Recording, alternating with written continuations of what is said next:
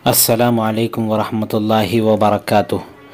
अगर किसी औरत को लड़कियां ही होते हों, लड़के ना होते हों, और अगर वो लोग लड़कों के ख्वाहिशमंद हो और वो ये चाहते हों कि उनको नरीना औलाद हो, लड़के हों, तो उसके लिए मौलाना अशरफ अली साहब थानवी रहमतुल्लाह अलैह ने आमाल कुरानी के अंदर एक अमल लिखा है। उसका एहतमाम करें इंशाअल्लाह अज़्ज़ा वजल।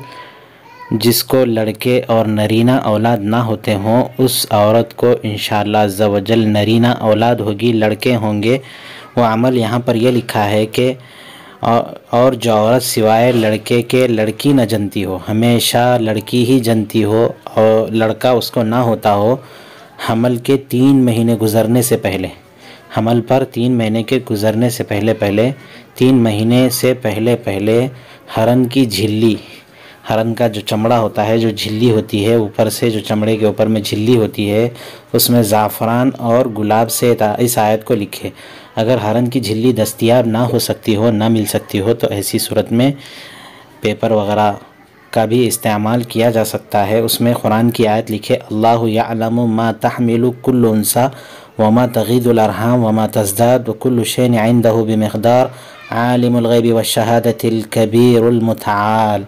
अल्लाह जानता है जो हर औरत उठाती है और जो रहम में पोशीदा होता है, जो ज़्यादा होता है, हर चीज़ अल्लाह के यहाँ मिक़दार से है। गैब और हाजिर को जानने वाला बहुत बड़ा और बुलंदतर है।